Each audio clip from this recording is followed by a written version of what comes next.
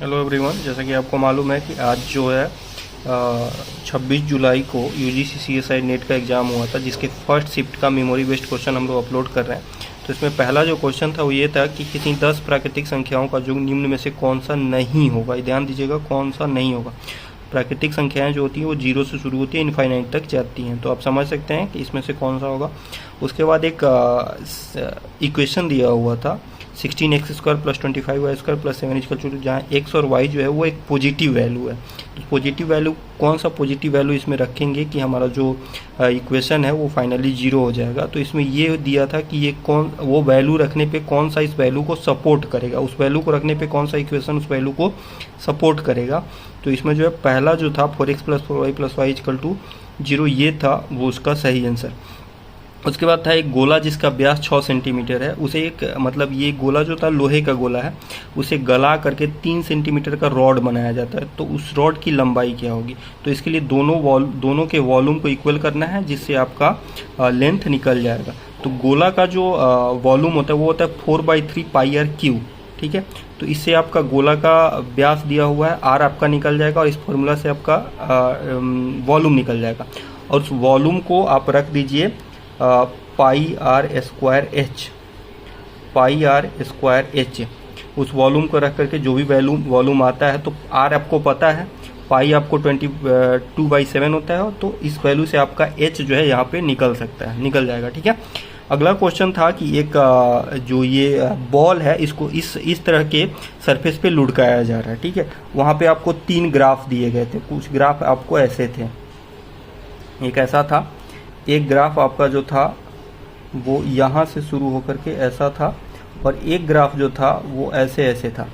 ठीक है, तो ये ग्राफ जो ऐसा है, तो ये ऐसा तब होगा जब ये बॉल रुकेगा नहीं। और ये बॉल कब नहीं रुकेगा, जब ये सरफेस घर्षण रहित होगा, मतलब इसमें कोई फ्रिक्शन नहीं होगा। ठीक है, ये इसलिए नहीं होगा क्योंकि ये 0 से, यहाँ पे दिखाया जा रहा है कि ये 0 से शुरू होता है। तो ये आपका ऑप्शन जो है वो नहीं हो पाए आंसर में। ये होगा कि ये 2 से शुरू हो रहा है, तो ये आपका होगा। तो ये जो होगा वो वैसे सरफेस के लिए होगा, अगर ये सरफेस अगर घर्षण सहित होता है, यानी कि फ्रिक्शन वाला होता है, तो आपका ये ग्राफ होगा। और घर्षण रहित होगा, अगर फ्रिक्शन नहीं होगा तो ये वाला ग्राफ होगा। ठीक है, तो उसमें आपको ऑप्शंस में दिखाया गया है घर्षण रहित और घर्षण सहित, यानी कि विद फ्रिक्शन और विदाउट फ्रिक्शन। ठीक है, तो आप समझ सकते हैं। उसके बाद यह है कि एक नाला है जिसकी लंबाई 100 मीटर, चौड़ाई 20 मीटर और गहराई 5 मीटर है। और नाले का जो बांध है वो 45 डिग्री पे थोड़ा सा झुका रहता है साइड में, तो 45 डिग्री पे झुका हुआ, तो पानी का। अगला क्वेश्चन है कि एक फैमिली है जिसका फूड पे खर्च उसके टोटल आय का 20% है और इंटरटेनमेंट पे खर्च उसका टोटल आय का 10%। तो कह रहा है कि यदि कि फूड का जो खर्च है उसमें से अगर 1000 वो इंटरटेनमेंट में डाल देता है, तो दोनों का जो वैल्यू है वो क्या हो जाएगा, बराबर हो जाएगा। तो इसके लिए सबसे अच्छा एग्जांपल अगर आप ले सकते हैं, तो जैसे मान लीजिए कि फूड पे व्यय जो है वो 4000 है। ठीक है, और इंटरटेनमेंट पे कितना है, आपको 2000 है। तो अगर वो 4000 से इस 2000 में 1000 डाल देता है, तो इधर भी 3000 हो जाएगा और इधर भी 3000 हो जाएगा। तो अब बात आती है कि टोटल व्यय कितना है। तो ये 4000 अगर टोटल व्यय का 20% है, तो टोटल व्यय उसका कितना हो जाएगा, 20,000।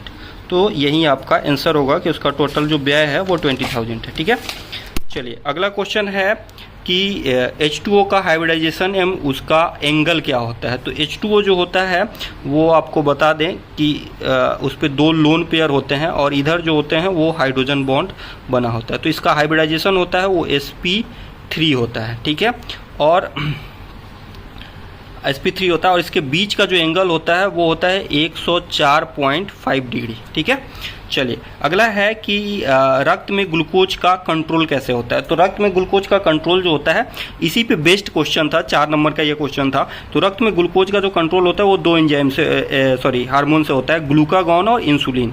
ग्लूकागॉन का काम है कि वो क्या करता है कि आपको ग्लूकोज के लेवल को ब्लड में बढ़ाता है, यानी कि ग्लाइकोजन को तोड़ता है और ग्लूकोनियोजेनेसिस को इनिशिएट करता है। ठीक है, तो इसमें वही आंसर जो होगा वो सही होगा, जिसमें ग्लाइकोजन का बनना और ग्लूकोनेओजेनेसिस का इनिशिएट होना by the action of glucagon.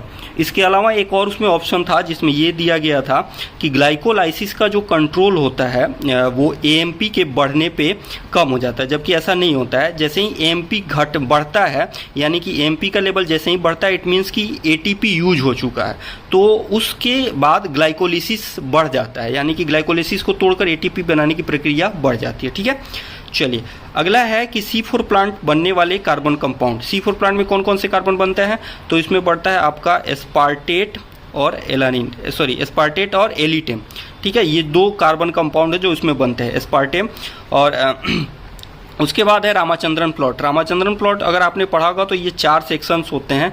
इसमें ये बताना है कि इसमें ग्राफ दिया हुआ था, इसमें ये बताना था, ग्राफ को देख करके कि 4 ग्राफ दिए होते हैं कि A B C और D, किसमें अल्फा हेलिक्स बन रहा है। ठीक है, तो इसमें आपका A और C जो था वो करेक्ट ऑप्शन था, उसमें अल्फा हेलिक्स बनने के चांसेस ज़्यादा थे। अगला है कि एक एक्सपेरिमेंट डिजाइन किया गया था जिसमें एक माउस को ओवा एल्बुमिन से इम्यूनाइज किया गया था, और ये क्वेश्चन पूछा जा रहा था कि इम्यूनाइजेशन के पश्चात आप कैसे पता करेंगे कि जो आपका इम्यूनाइजेशन के पश्चात जो मेमोरी बी सेल है वो सेकेंडरी रिस्पॉन्स शो करता है कि नहीं करता है। ठीक है, तो उसके लिए इसमें जो क्वेश्चन था उसमें 4 ग्रुप बनाया गया था और पूछा गया था कि कौन सा ग्रुप जो है सही आंसर, तो इसमें ग्रुप डी जो होगा वो सही होगा, जिन्होंने सही एक्सपेरिमेंट डिजाइन किया था। ठीक है, चलिए अगला क्वेश्चन ये था 2 नंबर का जो सेक्शन ए में पूछा गया था। इसमें 2 टीम क्रिकेट टीम का जो है बार ग्राफ के द्वारा दिखाया गया था, जिसमें बताया गया था कि अलग अलग टीम जो है 1 से 5, फिर 6 से 10, फिर 11 से 15 और 16 से 20 में अलग अलग टीम ए और टीम बी जो है अलग अलग रन बनाती है। तो इसमें यह पूछा गया था कि कौन सा ऑप्शन जो है इनकरेक्ट है। ध्यान दीजिएगा, कौन सा ऑप्शन जो है इनकरेक्ट है। ठीक है, तो इसमें ये एक ऑप्शन ऐसा था जिस ऑप्शन नंबर 4 जो था उसमें ये बताया गया था कि बी जो है ए से ज़्यादा रन बनाती है, जो कि गलत था। सही था कि ए जो है वो टोटल रन जो ए का है वो बी से ज़्यादा है। ठीक है, चलिए अब कह रहा है कि बायोम, कम्युनिटी, पॉपुलेशन और इकोसिस्टम, इसको अरेंज करना था। तो इसको अरेंज करते हैं। पहला होता है पॉपुलेशन, इसके बाद होता है कम्युनिटी, उसके बाद होता है आपका इकोसिस्टम और उसके बाद होता है बायोम। तो ये ऑप्शन जिसमें था, ये 4 नंबर का क्वेश्चन था, ये ऑप्शन जिसमें था वो आपका सही होगा। चलिए अगला क्वेश्चन है कि 2 मीडिया दिए हुए हैं आरपीएमआई और डीएमएमई। इसमें CO2 की मात्रा कि जैसे ये बताया गया था कि आरपीएमआई में 5% और डीएमएमई में 7 to 10% यूज होता है, एवरेजली सेम होता है।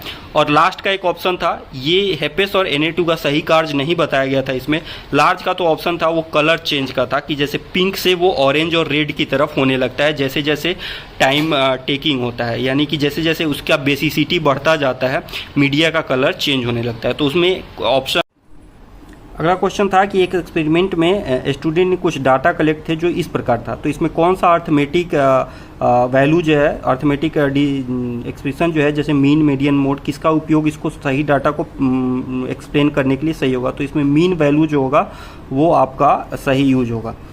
अगला है कि SSB, रेक, ABC और AQE ये रिपेयर, DNA रिपेयर में कैसे आते हैं। तो सबसे पहले आता है SSB, उसके बाद आता है रेक A और उसके बाद आता है रेक ABC। ठीक है, यह है कि कैल्सिटोनिन में, अगला क्वेश्चन है कि कैल्सिटोनिन में एमिनो एसिड की संख्या कितनी होती है। तो 32 होती है। अगला है कि GFR पे इफिनेफ्रिन और नॉरएफिनेफ्रिन का क्या इफेक्ट होता है, ये ग्लोमेरुलर फिल्ट्रेशन रेट को कैसे अफेक्ट करता है। ठीक है, फिर है कि रिवर्स ट्रांसक्रिप्टेज जो यूज होता है उसमें क्या क्या यूज होते हैं। तो इसमें ध्यान दीजिएगा कि रिवर्स ट्रांसक्रिप्टेज जो है वो आपको RNA से DNA बनाने की प्रक्रिया है। क्या है, RNA से DNA बनाने की प्रक्रिया है। तो इसमें ध्यान दीजिएगा कि चूंकि हम लोग RNA से DNA बना रहे हैं तो यहाँ पे हम लोगों को DNTP जो है वो यूज होगा। ठीक है, DNTP यूज होगा, यहाँ पे NTP यूज नहीं होगा। तो वो ऑप्शन जिसमें है वो आपका सही ऑप्शन होगा।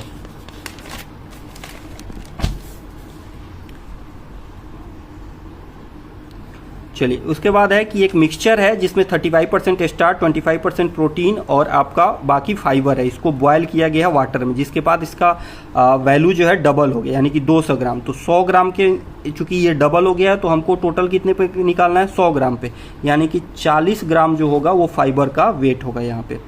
आई रॉड्स में जो है प्रोटीन्स का पूछा गया कि इसमें कितने अल्फा हेलिक्स और बीटा सीट्स हैं।